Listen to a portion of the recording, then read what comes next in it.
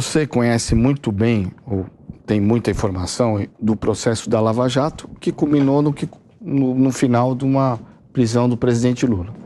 O ex-presidente Michel Temer teve problema também.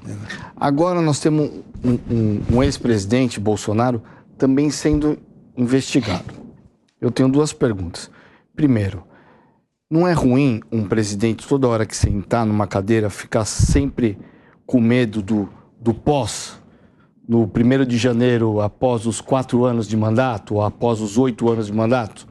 E segundo, o senhor acha que existem elementos hoje do que a gente conhece, não tem todo acesso ao processo, do que a gente conhece, que leve à prisão do ex-presidente Bolsonaro? Olha, muito importante a sua ponderação.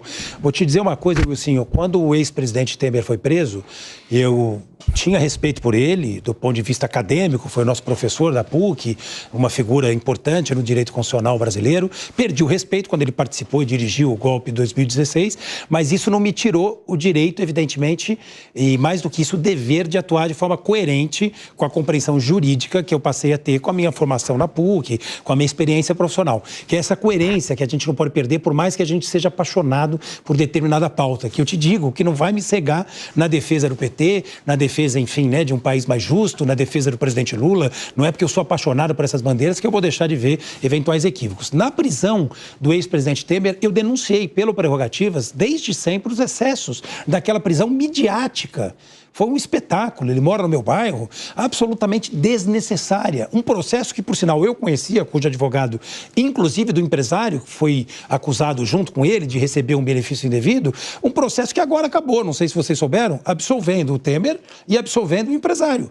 E o tempo inteiro, em tudo quanto é rede de comunicação, se falava que o Temer tinha favorecido aquela empresa portuária, que aquela empresa era amiga dele, que ele era sócio oculto da empresa. O processo acabou agora. Nosso amigo Tufik, um dos maiores criminalistas do país, foi advogado e conseguiu absolver o empresário e comprovar que não teve nenhum crime.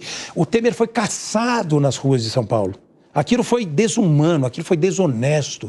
E a tentativa, na minha avaliação, inclusive de parte do Supremo Tribunal Federal, era mostrar uma certa imparcialidade. Já que eu prendi o Lula sem qualquer tipo de motivo que pudesse justificar, agora eu vou prender o Michel Temer. Isso é muito perigoso. Agora eu vou te dizer uma coisa com toda franqueza. Se ele cometeu outros ilícitos, talvez a história vá julgá-lo por esse golpe do qual ele participou e se beneficiou, eu não tenho dúvida. Mas aí é a história que vai julgar. Se ele cometer outros ilícitos, que sejam apurados nos seus respectivos processos. Nesse, seguramente, ele não tinha responsabilidade. Eu li o processo, conheço e, por coerência, sou obrigado a dizer. Ele realmente merecia ser inocentado e foi. Não tinha que ser preso e foi. Foi caçado, constrangido, perto da família, dos vizinhos, uma coisa horrorosa. Mas, veja, tão grave quanto você prender um inocente, na verdade, mais grave é você prender um inocente, mas é você deixar de prender alguém que é sabidamente responsável por determinados delitos. Veja, ainda é cedo para a gente chegar à conclusão. O que eu defendo, Wilson, para o Bolsonaro é tudo que o Lula não teve. Eu defendo que seja respeitado para ele o devido processo legal, o direito de defesa. Eu defendo que ele possa, na verdade, ter um juiz verdadeiramente imparcial, justo, honesto, com espírito público. Tudo que o Lula não teve, eu defendo para o Bolsonaro. Mas, assim, considerando o que a gente viu, salvo a hipótese de aparecerem coisas que, enfim, poderiam desdizer essas coisas, o que eu duvido, vejo o depoimento dos generais. Considerando, com toda a franqueza, tem muito motivo para que ele seja preso, eu não tenho a menor dúvida. Mas vamos aguardar o processo. Mas você não acha ruim todo presidente sentar e ter esse sentimento? Muito ruim, mas por isso que tem que ter espírito público e saber a caneta que está usando e a cadeira na qual você está sentando. Para você não ter esse risco, só tem um jeito. Veja o que aconteceu com a Dilma. A Dilma foi a piada do poder. Vocês sabem disso, cada um pode ler isso de uma forma. Muita gente vai dizer que o impeachment foi legítimo, outras pessoas vão dizer que não foi. A história vai julgar, não vou entrar nesse mérito, porque esse não é o debate. Ela não teve nenhum outro problema, não tem nenhum risco de ser presa. Então isso não acontece com todo e qualquer presidente, em toda e qualquer circunstância. Eu acho que no caso do Lula, e nesse processo específico do Michel, não sei o resto.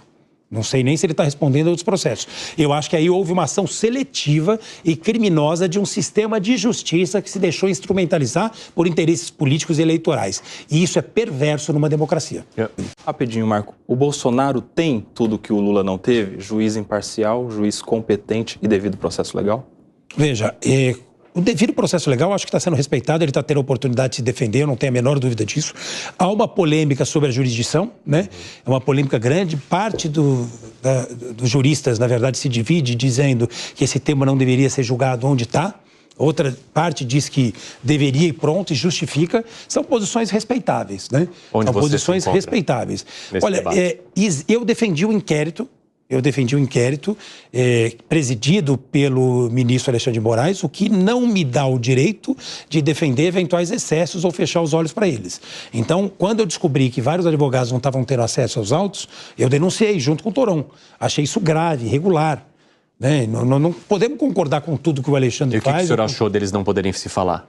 Mas Os advogados não poderem se falar. Na verdade, essa decisão, eu cheguei a falar sobre isso, eu acho que ela foi mal interpretada, talvez porque ela não tenha sido feliz na utilização de tais ou quais termos.